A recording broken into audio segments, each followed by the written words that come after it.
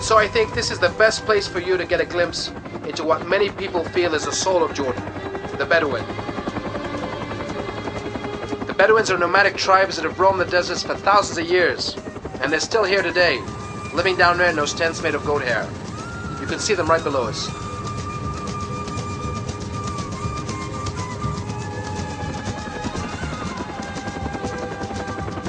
Wow, check it out. There's even a camel caravan down there. Yeah, that's what we're looking for. Let's head down.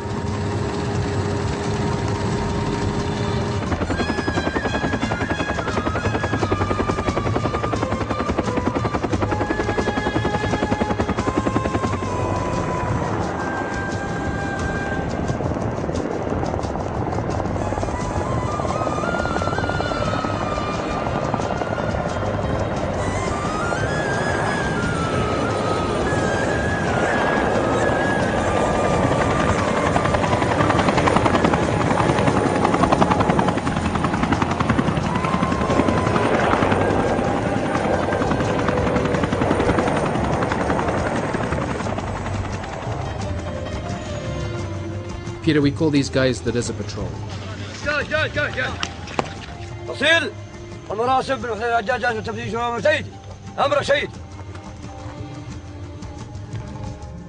They used to be an army unit back in the days of the British Empire, but today they operate as both a border patrol and as a desert police force. Getting up on one of these things, well, at least for me, not very pretty. It wasn't a whole lot of fun for the camel either.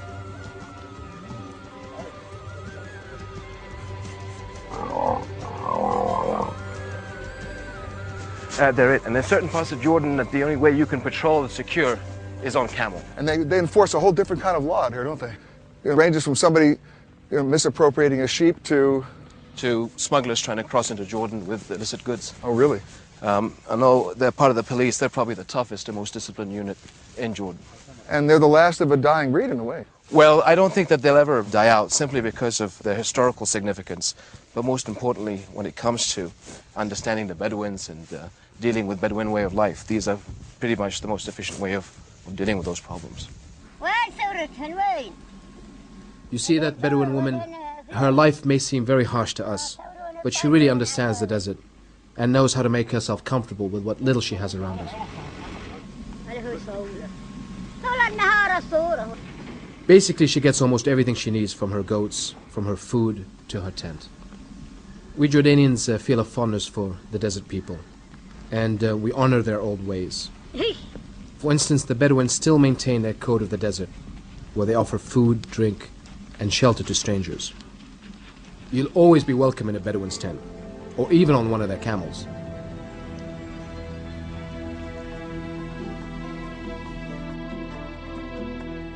Camels are remarkable animals. These single-humped camels we're riding can easily walk 25 miles a day with about 1,000 pounds on their back for months on end. The camel rides are very enjoyable because it gives you a sense of history of going back thousands of years as you go across the desert plains or down through Wadi Rum. And going in a procession with a couple of friends on camelback is very stirring to the heart and the imagination. We're progressing at a relatively slow speed right now, but if these guys wanted to take off, they could take off. No, these things can move if you want. But there are even quicker ways of getting around Wadi Rum. Microlight aircraft, ultralight, will give you a bird's eye view of Wadi Rum. And quite a rush as well from the looks of it. Absolutely. Adventure travelers have only recently discovered this place, and it's suddenly become a very hot ticket.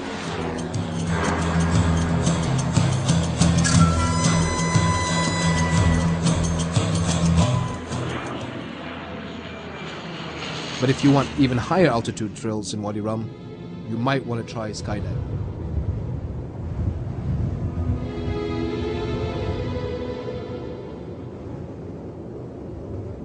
Once again, they won't let me jump anymore.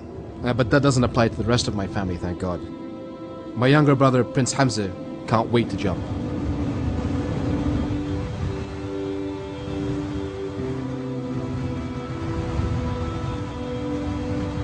The king isn't jumping for reasons of security. I'm not jumping for reasons of sanity.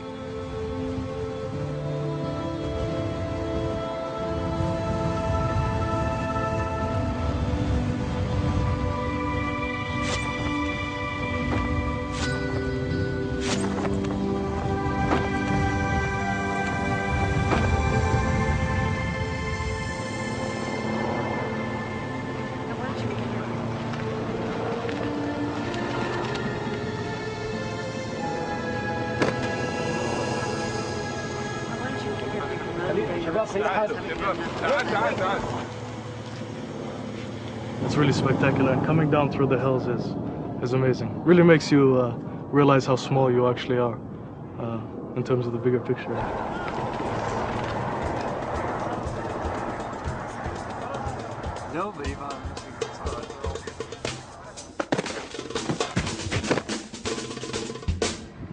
Peter, there's one more thing I want to show you.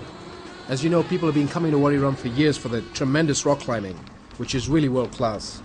But now there's a hot new sport that's becoming all the rage, and I think you'll find this very amusing. Sandboarding. That's right. You just find a giant dune, grab your board, and trudge up to the top. There are no ski lifts here or anything of that sort, but you'll get a very, very good workout, but it's really worth it. Your Majesty, have you tried sandboarding? Not yet, no. Well, okay, it might be a bit harder than it looks. As for me, I'm sticking to my ship of the desert. Okay, Peter, enough adventure for one day. Up ahead is a Bedouin camp where we'll spend the night. Bedouin hospitality is world-renowned.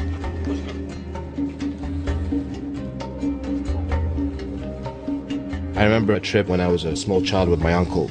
We were out in the desert traveling along the Lawrence of Arabia route.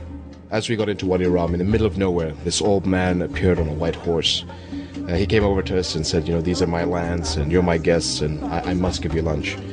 And obviously we accepted, and he disappeared into the desert. He came back about an hour later with 15 sheep and prepared a meal for us. Well, it wasn't too long until we found out that what the man had done had taken his only possession, that beautiful white horse, and he'd gone and sold it and bought the 15 sheep for our lunch. So my uncle went out and brought the horse back and 15 more sheep and gave them back to the Bedouin. And really, that is Bedouin hospitality. It's what makes Jordan, Jordan. So he's just welcomed us to his camp, and we asked about each other's families. But this is a traditional Jordanian greeting. Oh yes, I mean, Wadi Rum has many special memories for me, so I like to come out with my friends and my family and be able to camp and get away from the everyday problems of life. Peter, it's getting late, and I've got quite a day planned for you tomorrow. Such as? All I can say is I'm taking you to a hidden city that was lost from maps for thousands of years. Now let's get some sleep.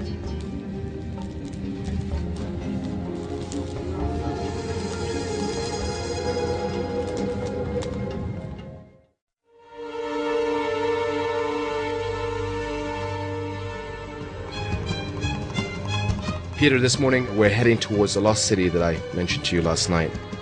It's Petra, and it's nestled in the heart of the mountains, and it's one of the most stunning sights in the world. And we're following in the 2,000-year-old footsteps of the camel caravans that brought spices from India on their way to the Mediterranean.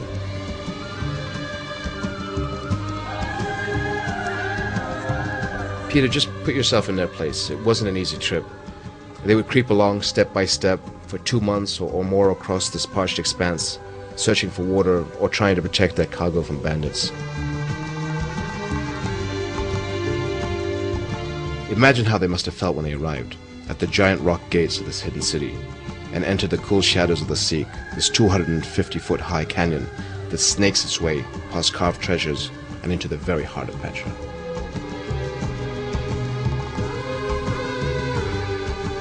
If we come over here, you can basically see the outline of a man leading a camel and a camel caravan.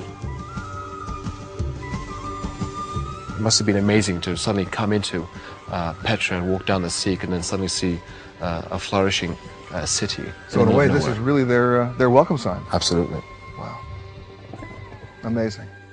And you see the reliefs continuing on down. It never stops.